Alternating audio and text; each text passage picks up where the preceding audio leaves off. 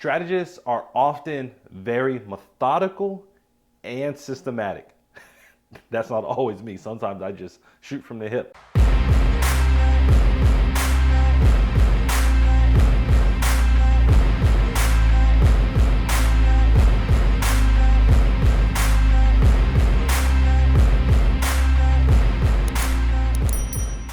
Hey everybody, Michael Laidler here, professional speaker. Today we are on part 3, yes, part 3 of the Alpha series. In the prior 2 videos, we talked about commanders and visionaries. In today's video, we're going to talk about strategists. Yes, strategists. Everything we've heard about the other 2 type of alphas up to this point, strategists are fairly different from both of these categories. And once we get into the video and we dive deeper into the strategists, pros, cons, what makes them good, what areas they can improve on, how they affect your team, you'll understand why. Before we get into that video, make sure you hit that like and subscribe button and ensure you're getting all the notifications for all the videos. Let's jump on in.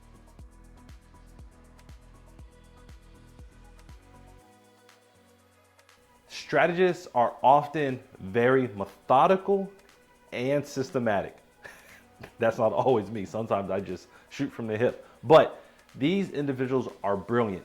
They look at the facts and details of everything. They want to make sure that everything is looked at, analyzed, and broken down before a decision is made. Now, the strength about these individuals is that they're going to take all the facts at hand. They're going to be able to look at an idea that maybe that commander or visionary came up with and say, hold up, wait. Let's look at the other details associated with it. These individuals are extremely important because they provide that extra factual information that supports the ideas of commanders and visionaries. These individuals tend to take everything to that next level when it comes to production and look at everything. One of the phrases that you may hear associated with the strategist is they will say, the potential opportunities need to be fully analyzed and looked at.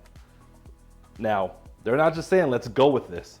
They're not just saying, hey, you guys came up with a great idea, let's move on. They're actually saying, wait. Let's look at everything in this opportunity. Let's look at the pros, the cons, everything that is involved with it. And because of that, they want to make sure they're not going to miss anything. When you hear an individual on your team or you find yourself thinking that way, thinking to where you have to take that step back and say, okay, I'm looking at all the facts. Start thinking about how that strategist mindset comes in. Now, these individuals are very strong when it comes to pausing. They're very strong when it comes to saying, hey, let's look at everything, because they want to make sure before any decision is made that everything is looked at. Now, when a strategist comes to the table, they're bringing all the facts already. Remember, somewhere in the organization, somewhere maybe you have brought the idea up, they've already looked at everything. So when they finally come and they finally show up, they're like, hey, this is what we have here. This is what we're going with. And you think in your head, what do you mean this is what we're going with? What about, they're like, no. I already looked at everything.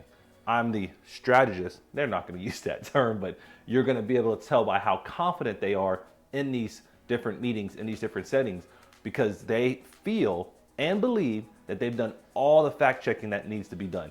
Now, the downside with that, or risk associated with that, is they don't really play well with others, only because they believe that their opinion is the strongest. Now, we can make jokes about different types of people as far as strong thinkers, stubborn, hard-headed, but a lot of those, when you start to look at them, they have a strategist mindset, because to them, they've looked at everything already. There's no need to go back to Google. There's no need to go find a book on X activity, simply because as a strategist, your mindset, especially as a strategist in the alpha role, to you, you've looked at everything already. And those people on your team may find it offensive, those strategists, if you say, well, no, let's look at this, because in their mind, the fact that they've already looked at everything, that means there's nothing else to look at.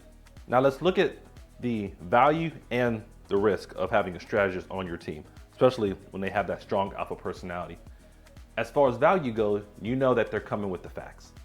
You know that their decisions are all based not on opinion, they're based on information that they found somewhere. Hopefully it's not just some random Google search without any empirical studies associated with it. But more than likely, the strategist has taken his or her time developing their answer.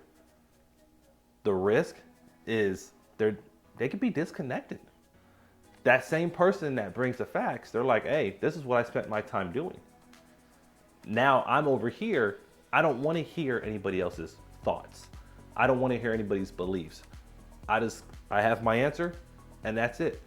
Now, with that kind of mindset, you have to realize what that will do to your team. You have the risk of that person being stubborn. You have the risk of losing some of the other teammates because they're disconnected, because they're thinking, hey, this person thinks he or she knows everything. And to that strategist, they might know a lot because they actually took that extra step to make sure that they weren't giving their opinion. However, they can be a little cold-hearted when it comes to listening to others because they don't value other people's opinions, because in their mind, they've already done the homework. They don't need another source. So when you're looking at the risk versus value, just remember the value side is, they've done their homework.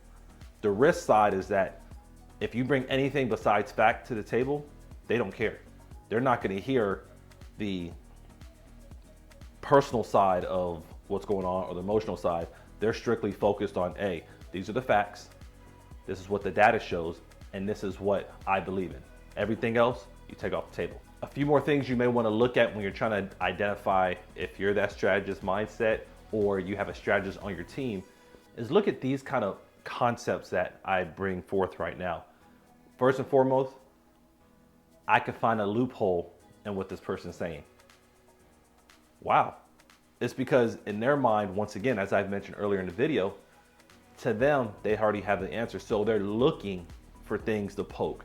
They're not just accepting it. Not saying that they have to accept it, but when you're part of a team, you're like, hey, if you did your role, you did your part, you're fine. But for them, they're looking for the loophole. Secondly, they will come right out and tell you, I'm not trying to make friends at work. And we know there's a time and place for everything. There's a time to be professional. There's a time to be personal. But those strategists don't believe in making friends at all. They don't believe in having people to care for. And as we've grown deeper into this industry, not just this, in any industry, let me clarify my words. Everything's pretty much a people business, unless you're dealing with just raw numbers. But if you're on a team, that team's gonna have people. And when you start looking at that team, that's what you've got to start realizing is that it ain't just about one person. And with that strategist, that's what they're going to really focus heavily on. They're going to focus on just numbers, getting the answers, and getting the job done. They're going to skip all that personal side that comes with being around people. And once again, there's nothing wrong with that. However, as you're building your team, and that's a lot of things that I talk about in a lot of my videos, especially in the leadership role, you have to look at this person. Are they bringing enough facts to tear up the chemistry in your team? Or do they just need to be kind of reeled in like, hey, remember, you're on a team. I'm not telling you have to go out and have dinner with this person or go play golf with this person, but at work, they're still people. They still have things going on. They still have emotions. And sometimes that's hard to realize, that's hard to fathom, but that's things that you have to look for as a leader. When you're looking at that type of personality, if you have that person on your team, you have to be able to look at them and realize, okay, this person, they're getting the job done, but they have no friends at work. Realize that, because that's part of what you do as leader. You're trying to figure out who's who. Remember, throughout the other videos, we talked about identifying commanders and visionaries, and now it's our time to identify the strategists. When they're coming just to the table with just facts, answers, they don't want to talk to nobody else, that's who they are, which is fine. But you have to realize that now it's your responsibility to make sure that that great information that they're bringing to the table is also being relayed, because people that don't have any kind of connection and feel like you're just either against them or you feel like they're beneath you, they're not going to listen. I mean, it's a simple fact. We've all felt it before when we've tried to voice an opinion and someone just blew it off. That's kind of how the strategist can be at times, because to them, once again, they have figured out all of the information. They don't need confirmation. And because of that, it's their way or no way at times. So when you're looking at a strategist and you're realizing and identifying who they are on your team, keep that in mind. Like, Make sure they're not blowing up your chemistry just because they have all the right answers. Make sure that you're also incorporating them in other team activities, because you don't want them to disconnect completely from the team. Because when that happens, it's going to be rougher for you to try to keep everybody together. All right, everybody, this is the end of this particular video. I hope you enjoyed the information we talked about today, specifically on strategists. I'm not going to cut that out. But I want you to be able to look at the differences in the other alphas we talked about in this series. We've talked about commanders, visionaries, and now we're talking about strategists. All these individuals play an important role in your team, but being able to identify them and realize their strengths and weaknesses will go far in what you're doing.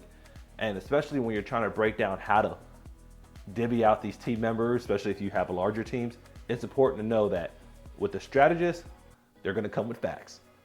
They're going to come with a lot of facts, I promise you. And all of their information is going to be really good. But, I'm going to take a step back. But, they can be disconnected. They can be bullies. They can be people that belittle everybody else. And they may not say it verbally, but just keeping everybody else away, because in their mind, they have everything they need right now. And if you find yourself dealing with that person, just be able to identify them. Once again, bring them to the team, but let them know that this is a team. This ain't just you by yourself. And you might find conflict in that strategist going against the commander, or the strategist going against the visionary, because those other roles are also alphas. They're stern, they're strong. They want to see growth, but they just take it from a slightly different aspect. If you have a strategist on your team, know they're going to bring the facts. Once again, just know that you have to keep them together on the team. I really appreciate you taking the time to watch this video. Make sure you hit that like, subscribe, and notifications button to make sure you can see not just this video, but the last video we have coming up, which will be out next week. I thank you for your time. You have a great day.